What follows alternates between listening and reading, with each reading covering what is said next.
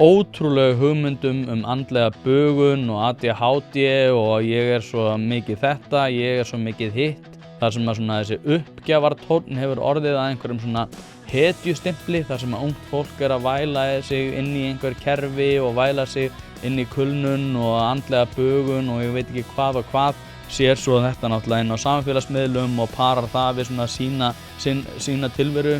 Jú, góðan daginn og velkomin í hlaðvarpið Pæling dagsins. Ég heiti Þórarinn Hjartarson og í dag 8. janúar og árið 2026. Nú eins og vanalega, ef þú ert að hlusta þetta á YouTube, þá vil ég endilega biðja að gera subscribe á þessa rás. En þar að auki, þá ert þú að hlusta á þetta með auglýsingum og viku síðar en aðrir. En til þess að fá aðgengi að þessu efni samdægurs, þá ferðu inn á partus.is/1pæling og gerist þar áskrifandi, en þar hefur aðgengi að öllu efni sem að ég geri. Það fer sér inn á sömu veitu, þetta hérna hlaðvarp og hlaðvarpið 1 pæling, þar sem ég að taka að sjálfsögðu viðtöl eins og einhver af ykkur vita.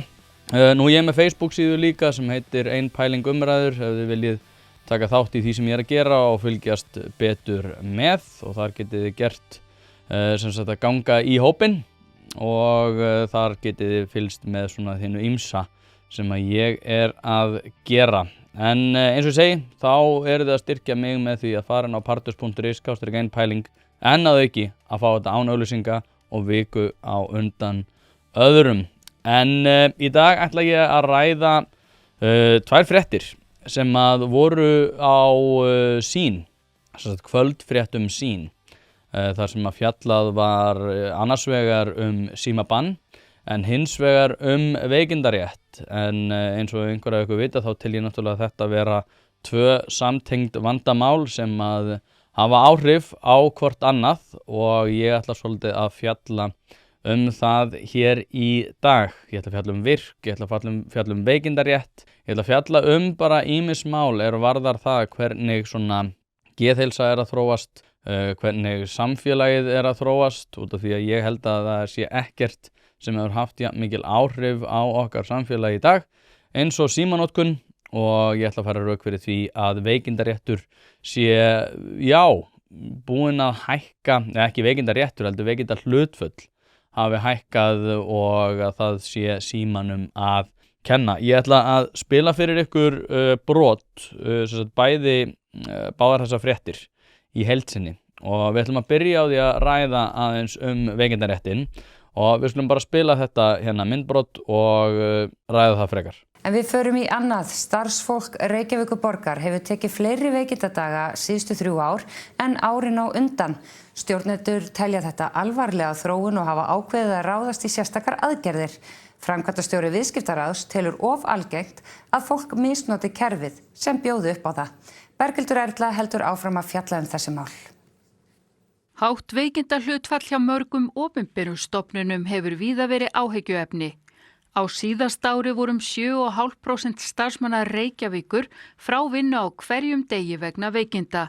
Mest voru þau á skóla- og frístundasviði og umhverfis- og skipulagssviði eða 8%.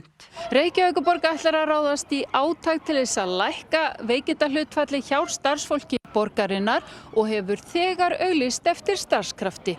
Ákveðið hefur verið að byrja á þeim sviðum þar sem veikindin eru mest. Já, við höfum nokkrar áhyggjur af þessu. Við höfum í nokkur ár verið með heilsustefnu og viðverustefnu, en samt hefur veikindahlutfalli verið svona ívið hærra síðustu 3 ár heldur en árin þar á undan. Stytting vinnuvikunar hafi ekki haft áhrif til lækkunar. Við höfum séð lækkandi álagstölur samkvæmt könnunum sem við gerum meðal starfsfólks eftir að stytting vinnuvikunar tók gildi, en við höfum ekki séð þessa lækkun á veikindahlutfallum. Algengt að fréttir berist af veikindum vegna myglu í húsnæði borgarinnar. Eðli málsins samkvæmt þá vitum við ekki alltaf eðli veikinda, en við teljum ekki að það sé stór hluti af þessari skýringu. Viðskiptaráð hefur vakið athygli á að þrátt fyrir að vinnuvikan sé styttri á opinberum markaði en hinum almenna séu veikindi algengari á hinum fyrrgreinda. Þá hafi opinberir starfsmenn rýmri veikindarétt en á almennu vinnumarkaði sem hafi bein áhrif á veikindadaga. Hvort sem þú skoðar hérna heima eða úti, því ríkari sem veikindarétturinn því meira fólk veikt. Ásta segir þetta eðlilegt. Á almenna markanum þar sem veikindaréttur miklu minni að þá fólk dottið út á launaskrá og þá mælast aldrei eins há veikindahlutföll. Björn telur hins vegar að kerfið geti boðið upp á misnotkun. Það eru þetta stundum svartir sauðir sem misnota þessi réttindi. Og þá líka mikilvægt að réttindir sé ekki óhófleg. Við þekkjum mörg dæmi þess, bæði úr sveitarfélögum og hjá opinberum stofnunum, þar sem starfsmenn sem hafa þá verið að vinna þar og fá jafnvel veður á skipulagsbreytingum sem séu yfirvofandi eða eitthvað slíkt, hringi sig þá inn veika og jafnvel í 1 ár. Og þetta ekki annað en misnotkun á þessum réttindum. Viðskiptaráð vill jafnframt láta kanna hvenær fólk tilkynnir veikindi. Hvort að fólk sé frekar að hringja sig inn veikt á mánudögum og föstudögum eða í byrjun mánaðar þegar réttindin raungerast. Af því að við höfum heyrt frásagnir af þessu bæði hjá ríki og sveitarfélögum að á sumum vinnustæðum viðgangist sú menning að fólk líti á þessi réttindir sem í rauninni frítökurétt og það eru þetta í hæsta máta óeðlilegt. Sko, það mjög margt annað. Ég reyndar ósammála Brynjólfi þarna það að það þurfi eitthvað sérstaklega að skoða hvenær fólk veikt. Ég held að við vitum alveg hvenær fólk veikt. Ég held að það sé ekki stóri þátturinn í þessu. Það sem að Ásta Bjarnadóttir segir þarna náttúrulega mjög einkennilegt þegar hún segir að þetta sé allt einhvern veginn eðlilegt út af því að veikindaréttur opinberra starfsmanna sé miklu rýmri. En þá búum við bara við þann veruleika að fólk þá að haldast í starfi sem þau eiga ekki að vera í. Og það langveigamesti þátturinn í þessu út af því að það sem við búum við núna sem opinberir starfsmenn, ég einn þeirra og ég meira þess að trúnaðarmaður hjá Samhyggi, þannig að ég hef mikið verið að huga að þessum málum. Og það sem merkilegt í þessu að fólk að misnota þetta út af því að þetta fyrir hendi. Það að segja eins og hún bendir réttilega á að þá það ekki inn í opinberum tölum í einkageiranum að fólk sé jafn mikið veikt út af því að veikindarétturinn svo rúmur. En þá erum við líka að horfast í augu við það, að þá þurfum við að horfast í augu við það, að fólk þá að misnota þetta kerfi einmitt til þess að koma sér frá vinnu. Það að segja að fólk sem jafnvel að fara að hætta í vinnu, hættir ekki í vinnunni heldur fer í veikindaleyfi. Og nú veit ég það, hafandi talað við mjög marga sem eru bæði forstjórar stóra stofnana og á svona hinum ýmsu sviðum, bæði forstöðumenn og forstjórar sem að starfa í þessum starfsmannamálum, að þeir segja mér einfaldlega að fólk hættir ekki lengur í vinnu hjá hinu opinbera. Fólk fer bara í veikindaleyfi. Og það var bara einstu koppur sem hefur mikla reynslu af þessum málum innan borgarinnar sem pólitískur starfsmaður, svo ég get nú eiginlega ekki sagt hver það en hann tjáði mér það að þetta sé líka nýtt sem barefli opinberra starfsmanna til þess að fá sínu fram. Ég ætlaði reyndar ekki að trúa það, ég hef náttúrulega verið að tala þetta kulnunamál, þetta náttúrulega langstærsta hagsmunamál skattgreiðenda sem fyrir hendi en hann sagði mér einfaldlega að ef að fólk fær sínu ekki fram og það einhverjar skipulagsbreytingar þar sem að ákveðnir starfsmenn vilja fá einhverjar stöðuhækkanir eða eitthvað þannig, að þá hóta þeir því að fara í veikindaleyfi ef þeir fá ekki stöðuhækkunina eða að skipulagsbreytingarnar séu þeim ekki hagstæðar. Og þetta alveg ótrúlegur raunveruleiki sem að Já, við getum alveg verið eitthvað að skoða einstaka mál það hvenær fólk að fara í veikindi og hvenær fólk ekki að fara í veikindi. Við vitum alveg að fólk líklegra til þess að taka langa helgi og hringja sig inn veikt á föstudögum eða þá ef það í vaktavinnu að þá hringir það inn veika eina daginn sem það á vakt ef það til dæmis að vinna 7 daga vikunar, eina vikuna, svona ólíklegt að það gerist en ef þeir eru að vinna mikið, til dæmis í hlutastarfi, ef þeir eru að vinna mikið yfir ákveðið tímabil en eiga svo eina vakt eina vikuna að þá mjög líklegt að viðkomandi hringi sig inn veikan og þetta eitthvað sem allir þeir sem eru að starfa á velferðarsviði eða í kennarastéttinni eða annar staðar vita að fyrir hendi en það má ekki segja neitt. Og þá komum við að einmitt þessu sem eru hvatar. Hvatar innan kerfisins eru nánast engir. Og þeir eru mjög miklir reyndar í átt að því að hringja sig inn veikan út af því að það engin hvati sem fylgir því að mæta í vinnuna og ég hef rætt þetta við mjög marga starfsmenn sem eru til dæmis á sama stað og ég þar sem að bara það mjög mikið rætt það að eina sem að heldur manni frá því að fara í einhvers konar kulnun vinnu siðferði. sem að þýðir það náttúrulega að allir sem erum ekki með vinnusiðferði eru mjög líklegir til þess að fara frá vinnu og fara þá í einhvers konar kulnunafrí. Hlaðvarpið er í samstarfi við Harðfisksverkun Hrafnardals. Þetta eru gæði í gegn, kemur á roðinu, fryst einu sinni og það er nákvæmlega þannig sem að þú færðan. Steinbítur sem er valsaður upp á gamla mátan og þurrkaður í vestfirsku fjallalofti. Ekki svona eitthvað þurrkklefa rugl hérna. Þetta er ekki eitthvað svona sem að molnar í höndunum heldur þetta bara gæði í gegn. Frábær gjöf fyrir þá sem að eiga allt, en ef þú ert að leita gjöf fyrir afa og ömmu og ert í vandræðum út af því að þau eiga allt, þá að sjálfsögðu gefur þeim bara harðfisk. Til að nálgast þessa gæða vöru þá sendur þú e-mail á hrafnadalur@proton.me. Þetta er líka í lýsingu á þessum þætti þar sem þú getur einfaldlega séð frábæru verðin og séð alla leiðbeiningar hvernig þú nálgast þessa gæða vöru. Að kaupa eða selja húsnæði er ein stærsta ákvörðun lífsins. Þess vegna skiptir máli að hafa ekki bara sölumann heldur ráðgjafa þér við hlið. Hlaðvarpið fjallar mikið húsnæðismál og því er það í samstarfi við þá færustu í geiranum hjá fasteignasölunni Pálsson. Pálsson fasteignasala leggur áherslu á persónulega þjónustu, fagmennsku og gagnsæi. Notast við sérstaka ferla sem að tryggja það að bæði kaupendur og seljendur vita upp á hár hvernig að þessu er staðið. Allt frá undirbúningi myndatöku til loka sölunar. Boðið upp á fría ráðgjöf og verkfæri eins og eignavakt.is sem sér til þess að þú missir aldrei af réttu eigninni og verðmat.is sem hjálpa þér að taka upplýsta ákvörðun verð. Heimsæktu pálssonfasteignasala.is og fáðu þína persónulegu ráðgjöf strax í dag. Og þetta er eitthvað sem er algjörlega ótrúlegt út af því að sérstaklega eins og ég muni reynda að koma inn á núna bara eftir örskamma stund er að allir þeir sem að segjast vera í kulnun eru mjög ólíklega í kulnun. Það er að segja að þeir sem að sækjast eftir kulnunafríi eru mjög ólíklega í kulnun samkvæmt opinberum tölum virk. Þetta er náttúrulega gríðarlegt hagsmunamál og út af því að við erum alltaf að tala að heilbrigðisstéttirnar þurfa alltaf að hlaupa hraðar og ákveðnir aðilar innan opinbera kerfisins þurfa að hlaupa hraðar og þar af leiðandi eigum við að vera að auka fjármagn í þann geira.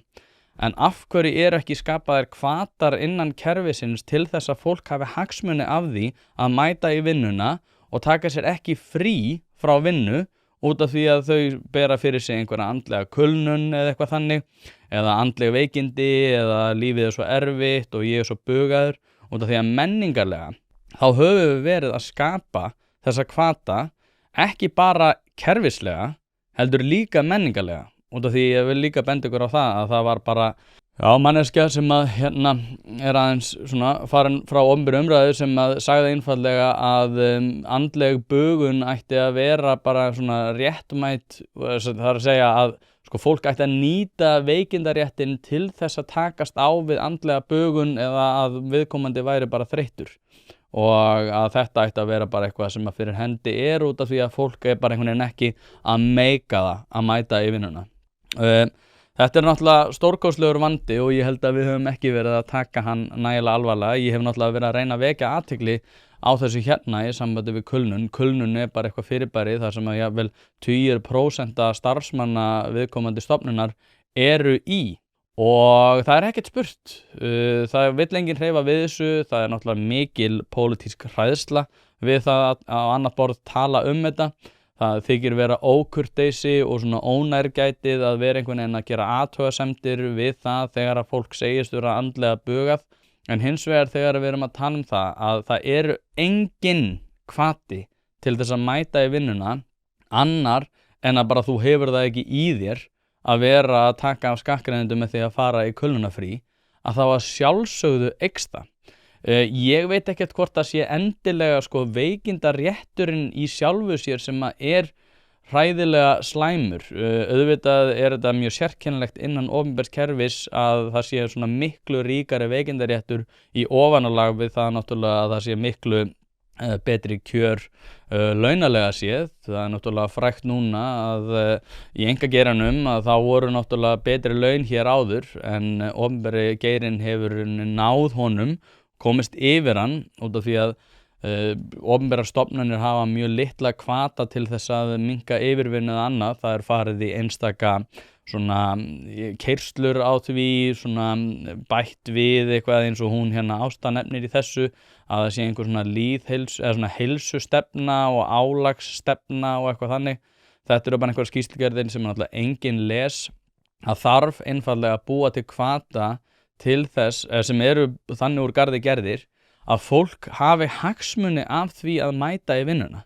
Út af því að núna snýst þetta einvörðungum það að fólk hefur ríka hagsmuni af því að mæta ekki í vinnuna. Ef þú sækir þér ákveðin réttindi að þá ertu ólíklegri til þess að vilja mæta í vinnuna út af því að það eru ótrúlega, miklir fjárhæslegir hagsmunir af því að fara í kulnunafrí og geta bara sótt sér starf einhvern veginn öðruvísi, sótt sér pening einhvern veginn öðruvísi, og þetta er einfaldlega algerlega ósjálfbært. Og það sem hefur komið mér pínu á óvart, sko, ef við hugsum svona þessar marxísku svona verkalýðs hugmyndir það að hérna fólkið eigi að fá meiri, hlutdeild eða stærri hlutdeild af því sem að vinnan í rauninni skapar, að þá náttúrulega erfitt að meta það til fjárs hvaða opinberir starfsmenn eru að skapa hvaða verðmæti, en það er svona ákveðin. Það er hérna, við höfum samanest það að við viljum koma til móts við fatlaða, við viljum grípa ýmsa hópa og það er gott að blessa. Og reyndar mjög mikilvægt, ég er náttúrulega að vinna með fötluðum að mér finnst það vera gríðarlega mikilvægt. En hins vegar að þá þarf samt að spyrja sig sko hvaða fjármunir eru settir í það að veita þessa þjónustu og hvaða fjármunir eru settir í það að fyrir fólk sem að veitir ekki þessa þjónustu, þar að segja þeir sem að mæta ekki í vinnuna eru í kulnunafríi eða annað. Það eru einstaka stjórnmálamenn sem hafa svona verið að segja að þetta sé óviðunandi. Viðreisn segist ætla núna að ráðast í átak í þessu. Hildur Björnsdóttir sem er núna oddviti Sjálfstæðisflokksins segir að þetta sé allt of hátt og það þurfi að grípa til aðgerða í þessu. Daði Már Kristófersson, fjármálaráðherra, segir að það þurfi líka að grípa til ákveðina aðgerða í þessu og hann segir að stytting vinnuvikunar sé örugglega úrræði til þess að takast á við þetta.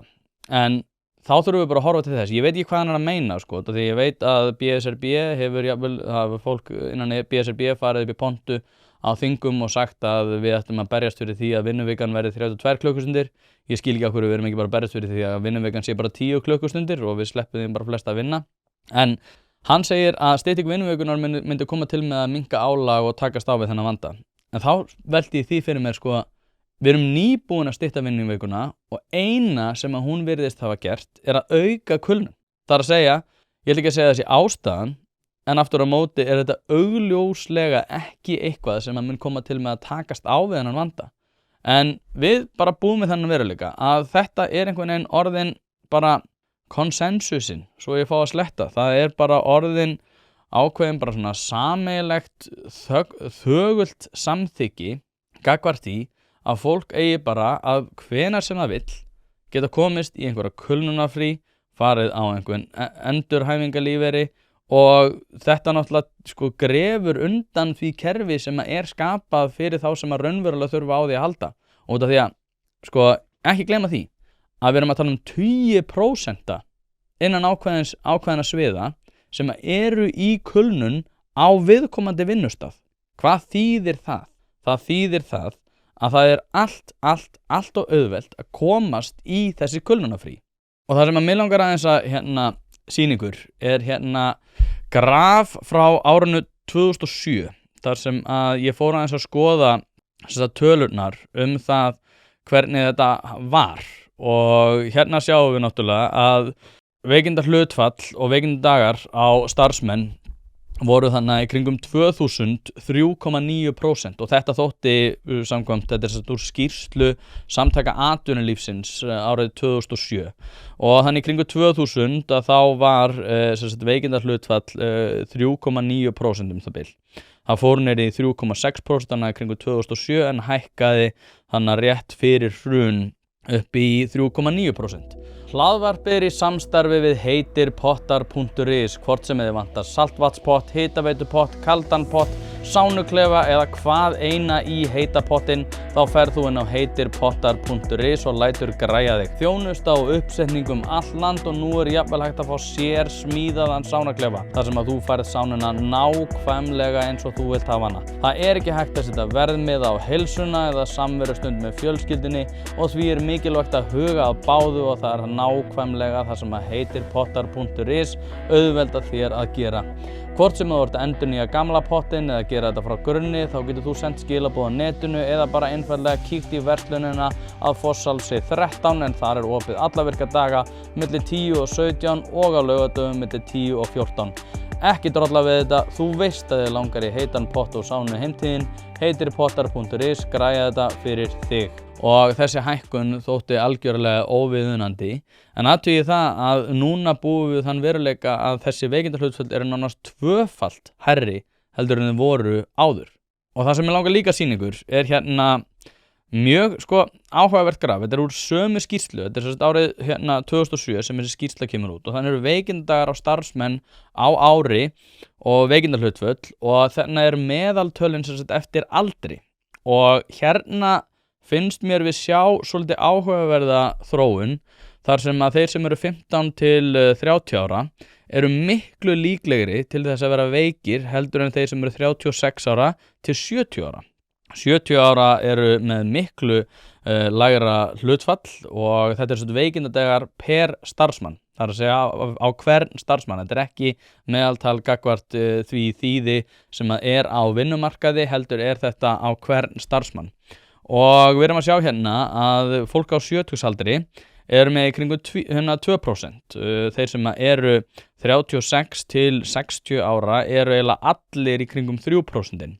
En hins vegar þeir sem eru 15 til 20 ára sem eru í þeim hópi sem að við höfum miklar áhyggjur af sem eru núna milli 40 og 50 að þeir eru í kringum 7%. Það að segja þeir eru í kringum þau hlutföll sem við erum að sjá í dag. Og ég veit ekki hvort að vinnusiðferði hafi eitthvað farið niður á við á þessu tímabili en aftur á móti að þá eru þessi sömu hópar sem voru 15 til 30 ára þarna og eru núna í kringum milli 40 og 50 að þessir aðilar virðast hafa haldið þessari prósentu uppi. Það að segja að þetta graf sem þeir að sjá hérna þar sem að við erum að horfa á 15 til 20 ára eru kringum 8% en þeir sem eru milli 50 og 60 eru kringum 3%.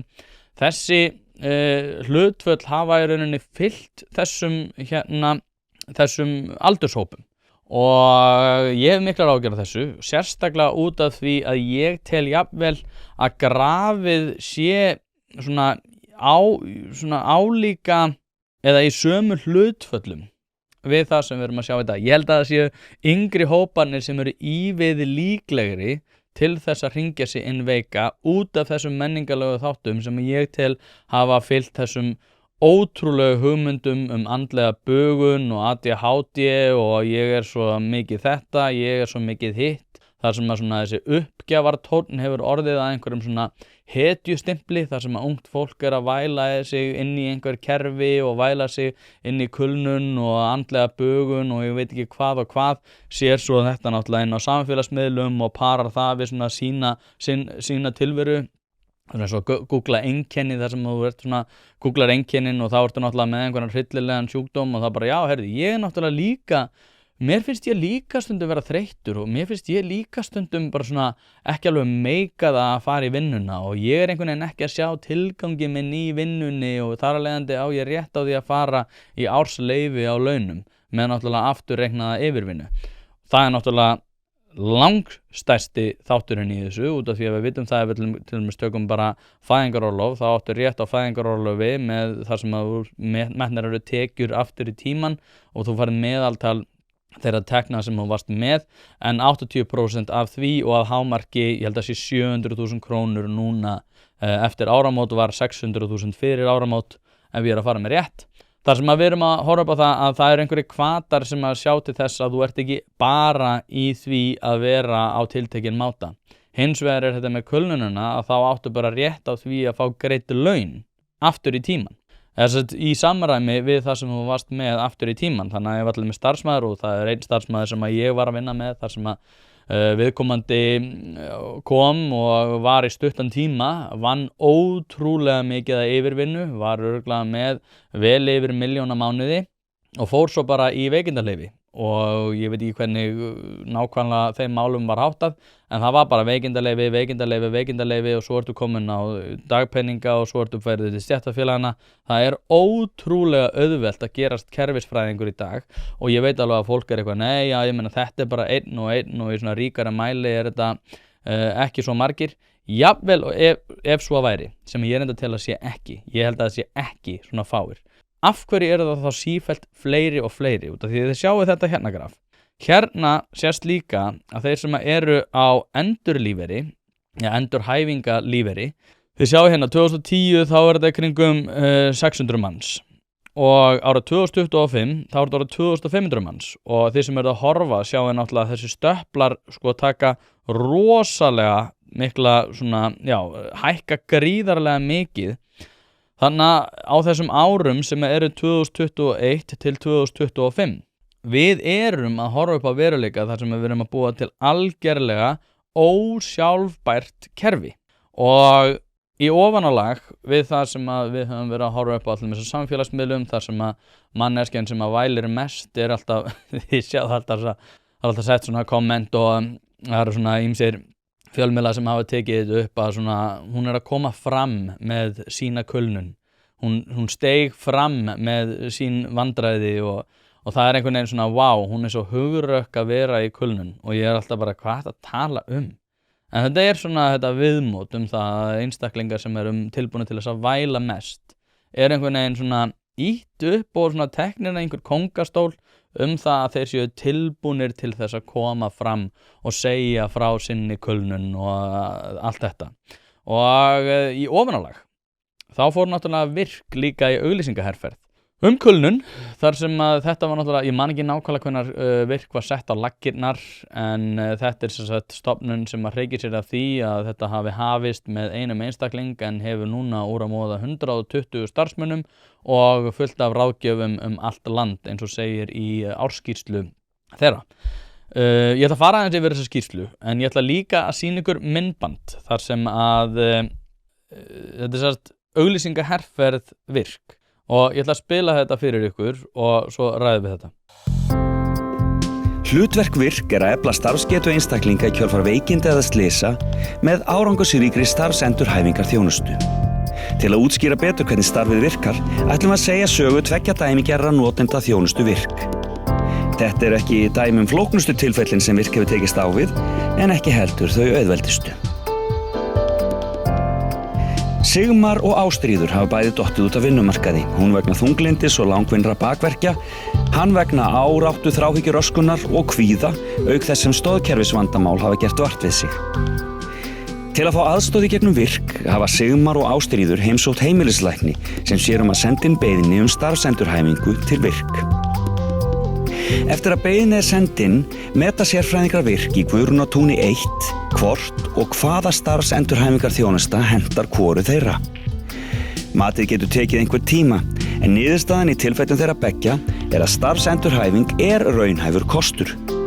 Þá er fyrsta viðtalið hjá ráðgjafa bókað.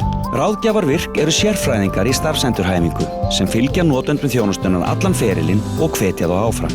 Í viðtalinu gera Sigmar og ráðgjafi hans og Ástríður og ráðgjafi hennar í sameiningu áætlun endurkomu á vinnumarkað. Aðstoð þverfaglegs teymis sérfræðinga stendur þeim til boða við gerð áætlunarinnar, auk þess sem tilvísandi læknir og fagaðilar eru upplýstir áætlunina. Næsta skref er að panta viðeigandi úrræði í samræmi við endurhæfingaráætlunina. Sigmar er skráður í meðferð sálfræðingi og fær tíma hjá sjúkraþjálfara. Ástríður fær tíma í sjúkraþjálfun og líkamsrækt í samráði við sjúkraþjálfara. Hún fær einnig viðtalstíma hjá sálfræðingi og vinnustaðaúttekt svo aðlaga megi vinnuumhverfið að þörfum hennar. Ráðgjafar Sigmars og Ástríðar fylgja málum þeirra reglulega eftir og skoða næstu skref, hvort þurfa að uppfæra eða breyta áætluninni. Sigmar og Ástríður eru áfram virkir þátttakendur í ferlinu og hafa áhrif á framvinduna. Að loknum 6 mánuðum í starfsendurhæfingu snýr Ástríður aftur til vinnu á sinn fyrri vinnustað í hlutastarf til að byrja með. Ráðgjafi Virk fylgir henni eftir og veitir stuðning þar til hún útskrifast 3 mánuðum seinna, þá í 100% starfi. Við erum hins vegar ekki tilbúin að segja skilið við Sigmar alveg strax. Komið hefur í ljós að andleg veikindi hans eru alvarlegri en talið var og hann getur ekki snúið aftur til starfa, auk þess sem hann glímir við fjárhagsáhyggjur. Því er ákveðið að aðstoða hann við að bæta tölvukunnáttu sína og koma fjármálunum í betri farveg. Einnig fær hann aðstoð við gerð ferilskrár. Eftir 9 mánaða endurhæfingarferli er Sigmar enn ekki tilbúinn að sækja starf og býðst því að fara í vinnuprófun til að auðvelda fyrstu skrefin aftur út á vinnumarkað. Í vinnuprófuninni býðst Sigmar að reyna sig í svipuðu starfi og hann vann áður. Prófunin stendur í 6 vikur og er með stígandi starfshlutfall frá 25% upp í 50%. Nú meta fagaðilar starfsgetu Sigmars á ný og í framhaldinu er stefnt að stigvaxandi endurkoma hans í fullt starf. Sigmar fær viðtal hjá atvinnulífstengli Virk sem aðstoðar hann við starfsumsókn og kemur honum í samband við fyrirtæki sem hafa skráð sig í samstarf við Virk. 12 mánuðum eftir að Sigmar leitaði til Virk útskrifast hann úr starfsendurhæfingunni. Hann er komin í 75% starf og við stöðumat 6 mánuðum eftir útskrift er hann komin í 100% starf. Með markvissri uppbyggingu og sérfræðiaðstoð skilar Virk sterkum einstaklingum aftur út á vinnumarkaðinn.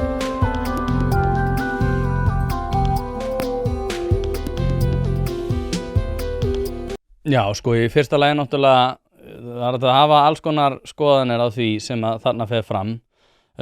Fyrsta sem maður getur náttúrulega velt fyrir sér bara þessi ótrúlega mörgu úrræði sem eru þarna nýtt. Það eru taldir upp þarna einhverjir 6-7 hlutir sem fólk er að fara í. Hver er að greiða fyrir þá? Ég held að við vitum alveg hver er að greiða fyrir þá. En í ofanálag, sko, hvaða leikskólavæðing er þetta eiginlega? Hvaða leikskólavæðing er það að vera að segja við fólk og tönglast á því að fólk sé með svo mikinn kvíða og fólk sé að glíma við, hann er að glíma við fjárhagsvandræði. Menna, er það ekki eitthvað sem allir þurfa að takast á við einhvern tímann í tilverunni? Þetta er svo ótrúlega sérkennilegt viðmót og athugið það að þetta er auglýsingaherferð. Þetta var auglýsingaherferð sem er meðal annars farið inn á YouTube þar sem að það var sett sponsor á þetta myndband að svo virðist og mér þykir það bara algjörlega ótrúlegt að við séum að búa við þann veruleika þar sem að sko hvatningin snýr nánast einvörðungu að því hvernig þú eigir að koma þér af vinnumarkaði. Út af því að sko ég held að við þurfum alveg að horfast í augu við það að þetta er hvatning í það að fara í úrræði eins og Virk og við vitum alveg líka að stofnanir eins og Virk hafa náttúrulega hagsmuni af því að fleiri sæki þjónustu hjá þeim. Það er að segja ef að fólk myndi hætta í kulnun þá myndi náttúrulega þessi stofnun vera lögð af þannig að þeir hafa beina hagsmuni af því að leysa ekki þann vanda sem að þeir segjast vera að leysa. Það náttúrulega eins og í dæmi þannig með þannan Sigmar, sko, elsku kallinn, ég meina, hvað ætlum við að ganga langt í þessu? Sko, smáaleiturinn náttúrulega og eins og segi, það er náttúrulega útskýrt þarna að þetta sé bara einhver farsæl lausn mála á því hvernig þessum málum er háttað. En hins vegar þá þurfum við samt að horfast í augu við það að í mjög mörgum tilfellum að þá er þetta ekki eins og kaupin gerast á eyrinni. Þetta er ekki svona sem þetta fer vanalega. Því ég held að það sé miklu frekar það að allavega minni reynslu af því að vinna hjá hinu opinbera að fólk fer í kulnun og svo hættir það einfaldlega í starfinu. Það er mjög sjaldgæft þó svo að það gerist að fólk fari í einhvers konar kulnun og komi aftur til langs tíma aftur til starfa. Það er annað hérna myndband sem ég langar líka að spila frá Virk. Og eins og ég nefndi nú áðan þá tók ég saman úr skýrslu Virk þar sem að stendur að starfsemin hófst með einni manneskju með metnaðarfulla áætlun en telur nú 120 starfsmenn og ráðgjafa á fjölda starfsstöðva all land. Árangurinn tala sínu máli og reynslusögur einstaklinga sem hafa öðlast nýtt líf með aðkomu Virkar og margar. Já, kannski er þetta eitthvað sem að virkar fyrir marga. En hins vegar er hvatinn, bæði þessi hvati sem ég var að tala í upphafi, þar sem að fólk hefur enga hagsmuni af því að mæta í vinnuna, heldur hefur hagsmuni af því að fara til Virk og vera í einhvers konar endur uppbót á vinnumarkaði.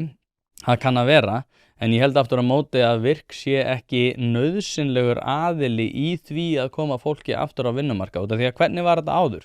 Hvernig var það áður þegar fólk þurfti að hafa í sig og á með því að vinna? Þá þurfti fólk einfaldlega að standa skil á sinni vinnu og vera ekki í því að heimta laun fyrir það að vera ekki í vinnunni. Það var raunveruleikinn áður og ég held að það sé bara tilvist allra snýr fyrst og fremst að því að þurfa að takast á við vandamál. Við lendum öll í einhverju, við lendum í hremmingum og öðru og svona lífslaupið sögulega séð hefur nákvæmlega verið bundið við það að þú tekst á við vandamál sem að gera þig kleift að takast enn betur við vandamál sem eru jafnvel stærri síðar meir. Hlaðvarpið í samstarfi við fiskhúsið.is. Fiskhúsið.is heildverslun fyrir veitingamenn sem vilja það ferskasta og það besta fyrir sína kúnna. Hvort sem það fyrir veitingareksturinn, hótelreksturinn, mötuneytið eða hvað annað, þá ferðu inn á fiskhúsið.is til að sjá það gríðarlega úrval sem að strákarnir hafa upp á að bjóða. Ef að þú vilt hið ferskasta og hið besta, þá gerir þetta sjálfsögðu almennilega, ferðin á fiskhúsið.is. Það ekki til sú spurning sem að strákarnir hafa ekki svarið við, þannig enn og aftur fiskhúsið.is til að fá ferskasta og besta fiskinn á landinu. Og það var margt í þessari skýrslu sem að mér þótti mjög áhugavert. Ég reyndar skoðaði skýrslur, þetta tölur frá 2020. Það að segja að ég fór yfir skýrslu 2020, 2021, 2022, 2023, 2024 og 2025. Þar sem ég var að taka saman tölur það hver var heildarfjöldi þeirra sem hefðu lokið þjónustu. Og í skýrslu sem kom út árið 2022 þá var sagt að þeir sem hefðu ekki lokið þjónustu. Það að segja að þeir sem hefðu byrjað að virka en einhvern veginn það hefði ekki virkað. Það ekki alveg tekið nákvæmlega fram í hvað ferli það fer, hvort að það fer á einhverja sjúkradagpenninga eða annað. Ég veit það ekki alveg, en hins vegar raki augun í eitt áhugavert að virk státa sig af því að hafa hjálpað ákveðnum fjölda einstaklinga og þessar tölur að tekna saman og hækka alltaf eðli málsins samkvæmt ár frá ári. Það að segja að þetta eru heildartölur sem eru teknar frá virk. Og þeir heildarfjöldi þeirra sem hefði ekki lokið þjónustu árið 2021 voru 5.510. Þetta voru eitthvað kringum 20.000 í heildina, núna komið vel yfir 30.000 held ég. En fjórðungur eða eitthvað þvíumlíkt, eða einn fjórði, eitthvað svo leið sem hefur ekki lokið þjónustu. Og það sem mér þótti merkilegt var að árið 2021 þá var þessi fjöldi 5.510 mann sem hefði ekki lokið þjónustu frá upphafi. 6.320 árið 2022, 6.922 árið 2023, en árið 2024 þá var þessi tala komin í 3.838. Þannig að það sem svolítið merkilegt í þessu að tölur virk virðast að breytast, það að segja þessi fjöldi heildarfjöldi frá upphafi sem að virk hefur þjónustað og hafa ekki lokið þjónustu, sem náttúrulega sá svona hópur sem að þeir ættu að hafa mestar áhyggjur af, einhver sem að leitar til virk og fer til þeirra og ætlast til þess að fá þjónustu og líkur ekki þeirri þjónustu sem þessi minnihluti. Af hverju heildarfjöldin búin að minnka 50% árið 2024 frá árinu 2023? Mér þykir það mjög einkennilegt. Kannski þetta eitthvað sem að þeim hefur yfirsést í því að skapa þessa skýrslu, en tölurnar þá árið 2024 líta töluvert betur út heldur en árið 2023 og það örugglega þeim hentugt. En mér þótti þetta mjög skrítið að heildarfjöldi frá upphafi hefði komið til með að minnka af þeim sem að var ekki búin að ljúka þjónustu. En hvernig getur það verið? Hvernig getur það verið að 6.922 árið 2023 hafi ekki lokið þjónustu og 3.838 talan árið 2024? Ég ætla ekki að lesa meiri það, mér bara þótti þetta mjög skrítið, en kannski þetta eitthvað sem að þau þurfa bara að leiðrétta í sínum skýrslum. En ég ætla að fara yfir, ég fór líka yfir ég held að sé ársfundir þar sem að virk með YouTube síðu þar sem að þeir birta niðurstöður bara ýmis mál og fara yfir sín mál, og ég ætla að spila fyrir ykkur stuttan bút úr, ég held að þetta sé frá árinu 2021 þegar að svona virk var svona úrræði sem að þótti bara sjálfsagt og reyndar þykir enn sjálfsagt en þið muni eftir þessi COVID og þá voru allir að tala um hvað þið varu bugaðar og þreyttir og ómögulegt og ADHD og áfallastreituröskun og allt þetta dót. Það var árið svona alltaf tísku fyrirbæri. En ég ætla að spila fyrir ykkur stuttmyndband prósentuhlutföll virk. 40-50% af þeim einstaklingum sem að sækja til virk, þeir merkja við, þeir fá spurningalisti upp á þjónustu, þeir merkja við að þeir telji að heilsubrest sinn megi meðal annars rekja til kulnunar. Þegar síðan við skoðum beiðnirnar þá kemur fram í 10,7% beiðnanna að það er kulnun tilgreind sem ástæða heilsubrests hjá læknum.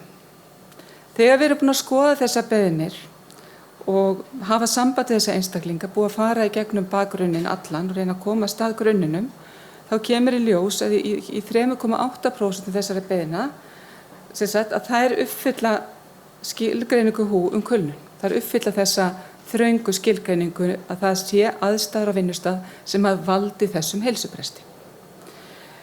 Þetta er kannski ekkert skrítið þetta er svolítið dramatískt að setja þetta svona fram, en það er þannig að birtingarmynd kulnunar, henni svipar oft til einkenna þunglyndis, kvíða, vefjagigtar og fleiri einkenna sem eru að hrjá einstaklingar sem komin til virk.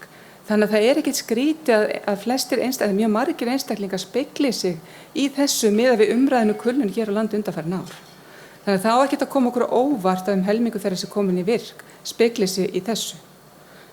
Þannig en það er hins vegar svo mikilvægt fyrir okkur, bæði þegar við erum að tala um þjónustu, eins þegar við erum að tala um forvarnir, það er að þjónusta sé viðeigandi og hún sé rétt vegna þess að þeir einstaklingar sem falla ekki undir þessa skilgreiningu, til dæmis munurinn á 10,7% og 3,8% eða bara munurinn á 40-50% og 3,8%, getum við alveg farið þangað líka. Já, mér langar að fara þangað líka. Mér langar að fara þangað að hvernig getur það verið að svona ótrúlega margir telji sig verið með kulnun sem eru í rauninu ekkert með kulnun. Hlaðvarpið er í samstarfi við fyrirtæki sem hafa sett svip sinn á íslenska menningu og eitt þeirra eru Bæjarins bestu pylsur. Ég og þú vitum alveg að þegar við fáum okkur pylsur sem ekki frá Bæjarins bestu og þá vildum við að svo væri. Það segir það í orðinu, þetta eru Bæjarins bestu pylsur. Þið vitið það, ég veit það, skellið þessu hlaðvarpi í eyrun, farið á næsta sölustað og kaupið ykkur tvíhleypu ásamt einhverju góðu að drekka. Hlaðvarpið er í samstarfi við Happy Hydrate. Steinefni eru orðin mikilvægur þáttur í mínu lífi og ég er ekki einu svona að grínast, ég er að nota þessar vörur í alvörinu. Það er ástæða fyrir því að þessir kassar hérna eru tómir. Nýjungarnar og framþróunin hjá Happy Hydrate er reynd út sagt frábær. Kreatín er samhliða steinefnunum, eitthvað sem að þeir bjóða upp á og ég nota að staðaldri. Eftir að ég byrjaði að nota þessar frábæru vörur að þá líður mér einfallega betri. Ég kem meiri verk og dagurinn verður betri. Dagskammtur af nauðsynlegu vítamínum, engin gervisykur og þú færð þetta í rauninni hvar sem að þú verslar. Þú verður ekki fyrir vonbrigðum ef þú prófar þetta og ég mæli með að þú gerir það strax í dag. Og hún fer þarna yfir að þetta getur verið eins og kemur fram þannig á þessari glæru, afleiðingar áfalla ofbeldis, alvarlegt þunglyndi og kvíði, erfiðar fjölskylduaðstæður, langveik börn, fíknivandi, erfiðar heimilisaðstæður, erfiðar félagslegar aðstæður og fleira. Og sko, núna kann einhver bara segja, já, ég meina, þú ert bara ömurleg manneskja Tóti fyrir það að vera að segja að fólk sé bara að vera latt og aumingjar fyrir það að vera að sækja sér einhvers þjónustu. Það er ekki málið. Hins vegar hefur það alltaf verið þannig á vinnustöðum hjá og hinu opinbera að ef að fólk er að glíma með einhver aðstæður og þá í lang flestum tilfellum er yfirmaður tilbúin til að koma til móts við viðkomandi einstakling með því að gefa honum frí, með því að koma til móts við hann í sambandi við ýmis úrræði og annað. Það var ekki þessi svona heildar yfirbygging sem hefur sjálfstæða hagsmuni af því að fólk leiti sér aðstóðar einmitt út af því að það er bara eitthvað þreytt eða andleg bugun eða eitthvað þannig. Og það sem er kannski merkilegast í þessu er að þeir sem hafa styrsta lífslaupið eru mjög líklegir í dag til þess að grípa til þessara úrræða. Og náttúrulega í ofanalag eins og Björn Brynjólfur fer yfir í þessari frétt, mér finnst það reyndar að vera heldur kurteis að mínu viti. Það sem að segja er að svartir sauðir séu þarna fyrir hendi sem að einfaldlega er að misnota þessi kerfi. Misnotkunin að eiga sér stað út af því að það langskynsamlegast út frá þeim kerfislega aðbúnaði sem að fólk með fyrir hendi. Það að segja að þú hefur enga hagsmuni af því að mæta í vinnuna á annað borð. Ef þú ert búin að vera að vinna lengi til að sjá henni opinbera eins og ég, það eina sem að heldur mér frá því að fara í einhvers konar kulnun eða annað bara út af því ég vil það ekki. Mig langar ekki að vera sá starfsmaður. Hins vegar að þegar þú yfirfærir þetta yfir á stórt þýði opinbera starfsmanna að þá að sjálfsögðu ertu með mjög hátt hlutfall þeirra sem að leita í einhvers konar svona úrræði. Og ég ætla ekki að slá því föstu en þessar tölur sem að við erum að horfa upp á núna í dag í sambandi við 8% og annað hjá Reykjavíkurborg og innan heilbrigðiskerfisins og annars staðar. Ég hef heyrt af því að kulnun sé skráð öðruvísi. Það að segja að langtíma veikindi sem eru náttúrulega, þetta eitthvað þannig að þú færð fyrir fyrir 100% starf þá ertu í rauninni að vinna þér inn réttindi til 2 veikindadaga í mánuði. Þannig að þú vinnur marga mánuði í röð án þess að fara í veikindi að þá vinnur þér inn rétt. Hins vegar eru langtíma veikindi annars eðlis þar sem að þetta ekki reiknað á þennan máta heldur eftir tiltekin vinnutíma. Það að segja ef þú ert búin að vera að vinna í ákveðnu starfi í tiltekin tíma að þá vinnur þér inn rétt til þess að fara í veikindaleyfi sem að óháð þessu. Það að segja langtíma veikindin eru óháð þessum hefðbundnu viðmiðum það hvaða veikindarétt þú ert að vinna þér inn sem starfsmaður. Og þetta náttúrulega breytir kerfinu líka gríðarlega mikið eins og ég var að tala áðan með einstakling sem að vann í, ég held að hafa verið rétt rúmt hálft ár eða rétt rúmt ár öðrum megin og þá var hún búin að gera sér grein fyrir því að hún gæti sótt sér veikindaleyfi og náttúrulega með afturvirka yfirvinnu eða afturreiknaða yfirvinnu og var á stórkostlega góðum kjörum í lengri tíma einfaldlega án þess að vinna.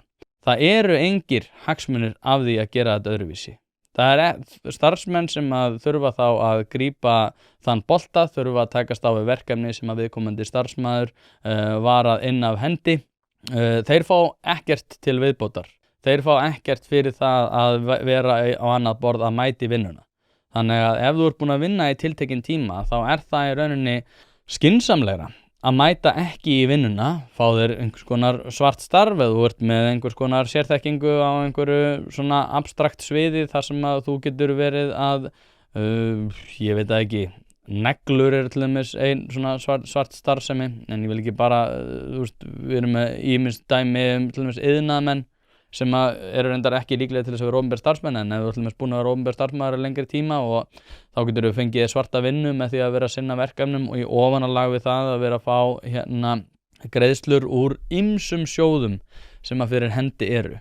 En það sem að mér þótti merkilegt til dæmis eins og með þessar tölur og þetta myndband var að það ekki tekið fram í skýrslunum, þetta eru mjög langar skýrslur með einhverjum svona reynslusögum og annað og þetta eru svona ársrit virk. Það hvergi tekið fram í þessum skýrslum eftir því sem ég best veit og því ég fór yfir nokkrar. Það hvergi tekið fram hversu margir sóttu hjá virk. Það talað um að það hafi aukist 11% en talan aldrei gefin upp. En þarna, þetta satt í apríl 2022 sem að þessi ágæta kona að fara yfir þessa skýrslu. Ég held hún sé forstöðumaður virk, ég veit ekki hvort hún sé ennþá, hún var allavega þarna eiginlega 100, ég ætla að sjekka hvað hún heitir. Hún heitir Vigdís Jónsdóttir, hún framkvæmdastjóri virk árið 2022. Ég veit ekki alveg hvort hún sé það núna í dag, ég nenni ekki að fara yfir það. En hún nefnir þarna í þessari skýrslu að 3291 beiðni barst árið 2021. En eins og segi, það kemur hvergi fram í skýrslunum nema það að þetta sé aukast ár frá ári og þar af leiðandi sé þessi starfsemi þessar stofnunar miklu mikilvægari. En samt sem áður þarna fá 2900 manns þjónustu. Það að segja 3291 beiðni barst og 2900 fá þjónustu og ég svona reyndi aðeins að grúska í tölunum og mér skilst að þessi svona 2900 til 3000 tala sé eitthvað svona sem að sé viðmið, þar að segja ég held að fara ekkert eitthvað langt fram úr því. Hlaðvarpið í samstarfi við fyrirtæki sem að veita úrvalsþjónustu og eitt af þeim alvöru bón. Við skulum bara vera hreinskilin, ef þér þykir vænt bíliðin þá lætur þú gera þetta almennilega og það nákvæmlega sem alvöru bón gerir. Ferð með bíliðin, hvort sem það eru alþrif, djúpreinsun, mössun eða hvað eina, þá skellur þér á alvöru bón og lætur degra við bíliðin. Farðu inn á vefsíðuna og tryggðu þér 10 tíma klippikort, þá þarftu bara ekkert að vera að pæla í þessu. Alvöru bón, kíkið á þetta, þið verðið ekki fyrir vonbrigðum. Að kaupa og skipta dekk hefur aldrei verið einfaldara. Drífa.is í samstarfi við fjölda dekkjaverkstæða og alhliða lausn þar sem að þú getur flett upp þínum bíl með því að skrá inn bílnúmerið og keypt dekk í þeim verðflokki sem að hentar þínum bíl best. Nú ef þú ert í vafa dekkjastærðir þá getur þú einnig tekið mynd af dekkjunum þar sem að vefþjónustan staðfestir þetta allt við þig. Þetta kann að hljóma of einfalt til að vera satt en svona þetta nú samt. Einnig boðið upp á sérþjónustu þar sem að dekkjabíllinn kemur upp á dyrum, umfelgar, skiptir dekk og hann jafnvægi stiltur á staðnum. Eins og ég segi þá hefur þetta aldrei verið einfaldara og nú tíminn eins og við vitum öll. Skelltu þér inn á drífa.is og fundu bestu dekkjaþjónustuna sem hentar þér. En hvernig sem því líður þá þurfum við að horfast í augu við það að einungis 3,8% af þeim eru í kulnun. Samt eru margfalt fleiri að svo virðist sem að fá kulnunar frí. Það að segja að þessi 3,8% samkvæmt viðmiðum WHO eru í kulnun af þeim sem að sækja kulnunar frí hjá Virk. En það eru samt bara 3,8% sem að eru í raunverulegri kulnun. Það eru satt 2900 sem að fá þjónustu en bara 3,8% sem eru í kulnun. Hvað þýðir þetta? Hvað þýðir þetta fyrir okkur? Og eins og segi, svo ég seti nú aftur þetta graf upp með endurhæfingarlífeyrinn. Hann að aukast í bara ótrúlegan máta. Þetta eru ótrúlega tölur af þeim sem að þiggja endurhæfingarlífeyri og ég meina, og eins og ég segi, ég held að það sé fullt af hlutum sem að tínast innan þessa kerfis einfallega út af því að við erum bara með svo mörg úrræði sem að fyrir hendi eru. Það að segja að það eru svo ótrúlega mörg úrræði þar sem að svona ýmsar tölur geta farið svona hingað og þangað í því hvernig við metum það hversu margir eru innan þessa stóra kerfis. Og ég veit það ekki, ég ætla ekki að setja, ég veit ekki hver ég lenda á því, ég held alveg að svona stofnun eins og Virk sé kannski til hagsbóta að einhverju leyti, svona til langstíma og það sé gott að sé einhvers konar aðstoð hægt að fá á tilteknum sviðum. En hins vegar þegar þetta stækkar og kulnun verður verri og verri og veikindahlutföll verða verri og verri að þá alveg vert að skoða það hvort að það þurfi að endurmeta það hvaða raunverulega áhrif auglýsingarherferðir eru að hafa gagnvart kulnun. Ef að flestir eru sannfærðir það að þeir séu með kulnun þegar þeir eru smá þreyttir að þá það eitthvað sem algerlega ósjálfbært. Og athugið það líka að ég ekki að segja þessi endilega ósjálfbært að veikindahlutföllin séu svona en aftur á móti ef að þau eru að hækka mikið og þau eru að gera að þá erum við að hafa þá þurfum við að hafa stórkostlegar á að gera því út af því eins og ég segi og ég vil kannski bara reka á eftir þeim sem geta skoða það og vilja skoða það að athuga líka hvort að þessar kulnunatölur séu inn í hefðbundnu veikindahlutfalli. Ég veit að Diljá Mist búin að vera að reka eftir því að fá kulnunatölur en fjármálaráðherra segir að þessar tölur séu ekki teknar saman, heldur séu bara inn í einhverju svona ákveðnum veikindahlutfallum en ég held og ég nokkuð viss það að innan þessara talna að þá stór hluti kulnunar ekki tekin inn sem veikindi starfsmanna á hverjum degi út af því að langtíma veikindi eru einfallega annars eðlis innan kerfisins og þegar maður horfir á það hvað að gerast inn á leikskólanum, hvað að gerast inn á kennarastéttinni, hvað að gerast inn á velferðarsviði að þá þessi 8% alveg tala sem að ég held að sé raunverulega fyrir hendi og ég held að hún sé miklu hærri þegar þessi kulnunar og langtíma veikindi eru tekin inn í. Ég ætla ekki að slá því föstu, það gæti verið að þetta sé rangt hjá mér, en ég hins vegar tel að þetta sé miklu stærri vandi heldur en að við erum að sjá í þó svo þessum ótrúlega háu tölum sem eru búin að tvöfaldast á örskömmum tíma eða frá árinu 2007. En annað náttúrulega símabannið sem að svona nátengt þessu að ég tel, og Pavel Bartosek var nú að setja út á það að það væri verið að setja á þessi símabönn og að hann sagði sem sagt að félagsmiðstöðvar væru bara tómar og að þetta hefði ekki haft tilskilin áhrif. Ég hins vegar tel að þetta hafi gríðarlega jákvæð áhrif. Ég með unglinga í hnefaleikum þar sem ég bannaði þeim að vera í símanum og áhrifin af því hafa verið einfaldlega frábær og ég reyndar segi líka við þau að þau verði heimskari eftir því sem að þau eru meira í símanum, sem að ég held að sé rétt. En þau státa sig núna af því að einmitt vera með lítinn skjátíma, koma til mín og segja tjáðu Tóti hvað ég með lítinn skjátíma og keppast svolítið við það að vera með lágan skjátíma sem ég held að sé frábært og tilgreina líka sjálf að þau séu í svona betri, meiri velíðan, betri geðheilsa sem að fylgir því að vera minna í símanum. Unglingar náttúrulega gera sér alveg grein fyrir því að þau verði heimskari eftir því sem eru meira í símanum, samt sem áður þetta náttúrulega bara eins og að vera með spilavíti á skólalóðinni og telja svo og vera svo pirruði við því að við séum með spilafíkla þegar við erum að leyfa þeim að vera í símanum. Síminn reyndar miklu verri heldur en að vera með spilavíti á skólalóðinni. En ég ætla að spila fyrir ykkur sem sagt aðra frétt sem að var á fréttastofu sín í gær. Og síðan ætlum við að ræða það. Skólastjóri Álftamýraskóla segir samræður á milli nemenda hafa aukist verulega eftir að símabann var sett á í skólanum.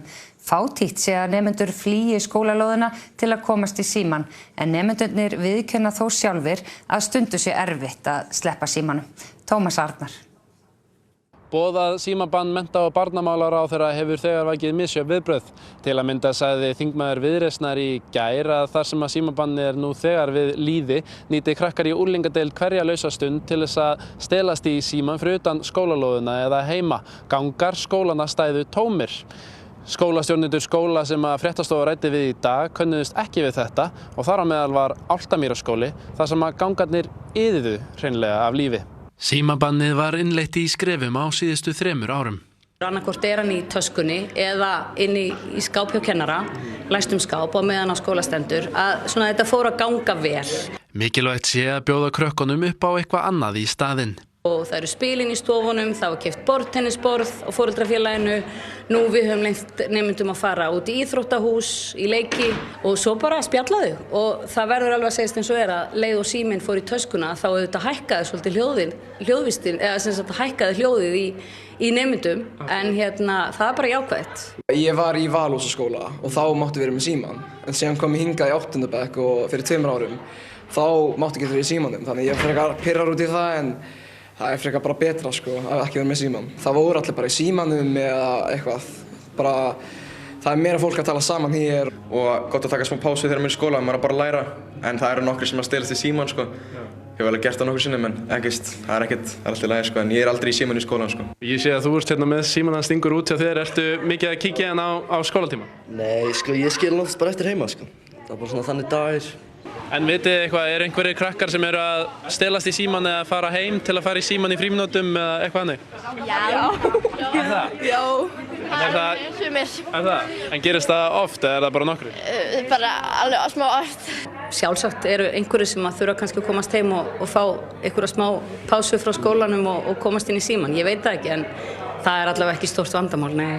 Það er langt frá því að gangarnir hérna séu tómir, maður sér það? Nei, það er allir í stuði hér og nóg að lífa á göngunum. Já, ég veit ekki okkur þetta ætti að koma okkur á óvart. Þetta er náttúrulega nátengt því samt sem að ég held að sé svona það sem er eiga sér stað í kulnunamálunum. Ég tel alveg að, ég meina, maður finnur það alveg þegar maður er mikið í símanum. Sumir fullorðnir eru með 5-6 tíma á dag í skjátíma og náttúrulega verða áþreifanlega heimskari fyrir vikið og maður bara finnur þetta persónulega sjálfur. Að þegar maður er búinn að vera mikið í símanum að þá verður maður heimskari og þá verður maður verri í stakk búinn til þess að takast á við vandamál og maður verður einhvern veginn, ég held að Dóri DNA hafi nú sagt það hérna í þætti með mér fyrir ekki svo löngu þar sem hann sagði hann hafi eitt kvöldið verið mikið í símanum að skoða einhver Game of Thrones myndbönd og hann hafi verið eins og sprungin blaðra. Væntanlega er maður þá verri í stakk búinn til þess að takast á við verkefni dagsins og vera í vinnu. Það að sjálfsögðu eitthvað sem ætti að vera borðliggjandi og það ekki lausnin á því vandamáli að vera að moka fólki inn á einhvern endurhæfingarlífeyri og í gegnum virk, í gegnum einhver 10 úrræði sem að þeir hafa verið úr að moða hjá sínum 120 starfsmönnum og fullt af sérhæfðum ráðgjöfum og annað. Hvernig þetta eiginlega sjálfbært til lengdar? Sérstaklega þegar þetta eykst. Sérstaklega þegar að lífskjör eru líklega að fara að verða verri, en ég held reyndar að lífskjör sé að fara að verða verri og einfaldlega út af þessu vinnustaðar viðmóti. Það eru ekki góðu lífskjör á Íslandi út af því að fólk fór í kulnun. Það eru góðu lífskjör hérna á Íslandi út af því að fólk fór ekki í kulnun. Fólk stóð í lappirnar, fólk fór út í daginn, fólk fór og bara sinnti sinni vinnu af alefli og hafði upp úr því bara miklu minni tekjur heldur en að við getum gert ráð fyrir okkar vinnu. En eina sem að við vælum yfir að bara það sé ekki stytting vinnuvikunar, það ekki komið til móts við kvíða, það ekki komið til móts við áfallastreituröskun, það ekki komið til móts við mig út af því ég vakna svo þunglindur á daginn. Þetta bara eitthvað sem var ekkert í boði. En það líka ástæðan fyrir því að lífskjör eru hérna góð. Það eru góð lífskjör hérna út af því að fólk fór út í daginn og keyrði í gegnum skaflinn. Og þetta eitthvað sem að fólk hefur alltaf þurft að takast á við. Aðstæður hafa verið miklu verri hérna, langsamlega lengst af þann tíma sem að Ísland hefur verið í byggð. Þannig að við erum bara með eitthvað ótrúlegt viðmót gagnvart þessari bugun, gagnvart því að ég er svo andlega þreytt og já, það svo erfitt að vera ég. Nei, það ekkert erfitt að vera þú. Þú bara vælukjói sem átt ekki skilið að fara í kulnun og fá greidd laun fyrir það að vera í einhverju volæði heima hjá þér. Og það sem náttúrulega ofanalag og það reyndar eitt sem ég gleymd að minnast á í sambandi við kulnununa, en þetta nátengt símanum. Sem að það að ég ræddi við forstöðumann mjög stórar stofnunar hér á landi, einu af stærstu stofnunum á Íslandi og viðkomandi sagði við mig að það sem að væri svolítið vandinn, því við vorum að tala um þetta með Sigmar og hinu konuna sem að var í þessu dæmi hjá Virk, í þessari auglýsingaherferð, var að Sigmar fer þarna í hlutastarf að hluta til og fer svo aftur til vinnu.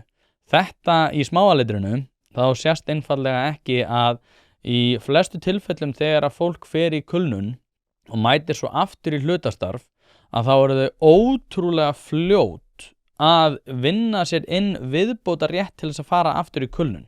Og þetta eitthvað sem að gerast í mjög miklu mæli hjá sérstaklega stórum stofnunum, þar sem að svona fjárútlát eru kannski með aðeins verra móti út af því að forstöðumaður svona undirstofnunar kannski ekki með beina hagsmuni af því að minnka fjárútlát, að þá viðkomandi mætir aftur í vinnu sér inn réttindi, fer aftur í kulnun. Það að segja að þú fer í langtíma veikindi, ferð í hlutastarf og í þessu hlutastarfi að þá ertu að vinna þér inn réttindi sem að nema því að þú getur farið strax aftur í kulnun til lengri tíma. Þannig að það eru mjög margir starfsmenn sem hafa verið að nýta sér þetta úrræði til þess að vera í svona ákveðni hringsólun, þar sem þú ferð inn í minna hlutfall en sækir þá réttindi þín aftur og ferð aftur í kulnun. Og ég veit ekki, þú veist, að sjálfsögðu til ég að þetta sé síminn, ég held að þetta sé eitthvað sem að fylgdi því mikið að fólk sé einhvern veginn að skoða einhver myndbönd af einhverjum vælukjóum á TikTok eða á Instagram og segja bara, já ég tengi við þetta, já ég líka stundum þreyttur þegar ég vakna, já ég finn stundum fyrir því að ég verð smá kvíðinn yfir fjármálunum. Og þú bara verður einhver bara sjálfskapaður kvíðasjúklingur og heldur að allt sé að fara að batna með því að þú ert að fara að fá fríkeypis allt, fá borgað fyrir það að mæta ekki í vinnuna. Þetta náttúrulega eitthvað sem að Jonathan Haidt hefur talað um, hann hefur náttúrulega talað um þetta í svolítið víðara samhengi, hann að segja áhrif á háskólastofnanir, áhrif á vellíðan, áhrif á kvíða, áhrif á stjórnmál, áhrif á ADHD sem einhvern veginn á óskiljulegum ástæðum að aukast og við teljum bara að það sé lausnin að því að moka amfetamín í einhverja táninga. Ótrúlegasta dæmi. Og fólk eitthvað ég held að Jakob Birgisson, núverandi aðstofamaður ráðherra, hafi sagt að þegar að fólk eitthvað að tala um það að fá eitthvað bót sinna mála eftir það að hafa fengið einhverja greiningu og eitthvað þannig, að segja bara hérna, já, ég er með ADHD og ég fekk lyf við því og ég er bara breyttur maður. Og hann segir, að sjálfsög ert þú breyttur maður, þú ert á amfetamín allan daginn. Af hverju ættir ekki að vera breyttur maður eða þú ert á amfetamín allan daginn, alveg sama hvort að það sé læknis skilt eða ekki. Ef þú ert að moka í þig amfetamíni til þess að takast á við einhver sjálfskapavíti sem að skapaðist út af því að þú varst of mikið í símanum, að sjálfsögðu ert þú breyttur maður. Það er bara við hverju aðra ættir að búast. Hlaðvarpið er í samstarfi við Stöndu og mikilvæg fyrirtæki og eitt af því er Polsen. Polsen.is til þess að skera hvað eina, hvort sem þú þarft að fara í bílrúðu skipti eða einfallega bílrúðu viðgerð, þá ferðu inn á Polsen.is.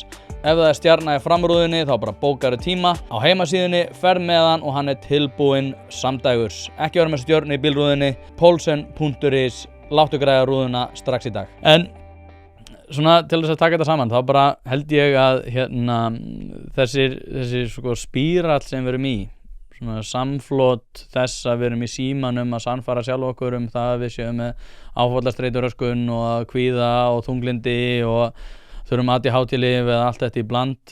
Ég held að þetta sé sko komið í ofanalag við það að við erum ekki með neina hagsmuna af því að mæti vinnuna og það að við teljum að vinnumarkaðurinn muni koma til með að búa til betri lífskjör við þessi skilyrði er bara algjör brandari og það, já, ég hef ekkert meira það að segja, bara kannski ég endi þetta með þessum brandara, það sem að vinnumarkaðskerfið er í dag, þetta er alveg með ólíkindum, en ég held að sko út af því að ég náttúrulega sérhæfi mig svolítið í því að bæta stór kerfi, ég held að það þurfi ekki endilega eitthvað, það er núna náttúrulega stjórnmálamenn eru rosalega peppaðir vanlega yfir því að það þurfi einhver svona gríðarlega stórt úrræði til þess að takast á þennan gríðastóra vanda. Vanalega er hægt að takast á við stóra vanda með því að búa til litla hvata og ég held að ef allir fólk myndi hafa hagsmuna af því að mæta í vinnuna að þá myndi það leysa úr læðingi krafta sem að myndu sjálfkrafa takast á að stórum hluta við þessi vandamál. Ég vil ekki slá í föstu en ég er nokkuð viss það. Ég meina bara ef allir fólk sem að fer í kulnun væri bara með svona fæðingarorlofs fyrirkomulag þar sem að þú verður að fá, jú vissulega, ok, segjum svo bara kulnun, þú fer í kulnun og þú fær hlutdeild af því fjármagni sem að þú ert vanur að hafa áramóða en það er aftur á móti þak á því fjármagni og að þeir starfsmenn sem að eru eftir í vinnunni og telja sig betur komna með því að mæta í vinnuna, að þeir hafi einhvers konar hagsmuna af því að þurfa einmitt að hlaupa hraðar. Við erum alltaf að tala um þessa hjúkrunarfræðinga sem að eru í einhverjum ótrúlega sérkennilegum alltaf kjarabaráttum sem að mest er alltaf barist fyrir kjörum þeirra sem eru ekki að vinna. Þeir hjúkrunarfræðingar sem eru kannski bara að hlaupa hraðar ættu kannski að fá hlutdeild af þeirrum skertu launum sem að kulnun fylgir. Og þá myndum við líklega að fá þá í kulnun sem eru raunverulega í kulnun og þeir sem að myndu vilja mæta í vinnuna myndu mæta í vinnuna og bera hag af því að gera það. En það er ekki staðan í dag. Og já, ég veit nú ekki hvað ég á meira að segja þetta sko. Ég er náttúrulega búin að tala svo oft þessa kulnun en það er alltaf að koma upp fleiri og fleiri tölur. Hagsmunasamtök skattgreiðenda hafa náttúrulega verið að taka saman ýmsa tölur þetta. Ég kannski fer yfir þær við tækifæri líka. En núna var ég mestmegnis að skoða Tryggingastofnun ríkisins og virk. En já, ég veit ekki hvað skal segja meira þetta. En ég ætla ekki að hafa þetta lengri í dag. Pardus.is/einpæling. Ef þú vilt fá þennan þátt viku undan öðrum og án auglýsinga, en ef þú vilt að horfa á þetta á YouTube þá myndu endilega gera subscribe á þessa rás og haka í það þannig að þú fáir meldingu þegar að nýr þáttur kemur út. Facebook síða hlaðarsins, einpæling, umræður, endilega gerast meðlimur þar ef þú vilt fylgjast betur með, en fleira var það ekki. Takk æðislega fyrir að hlusta, verið góð við hvort annað og þangað til næst.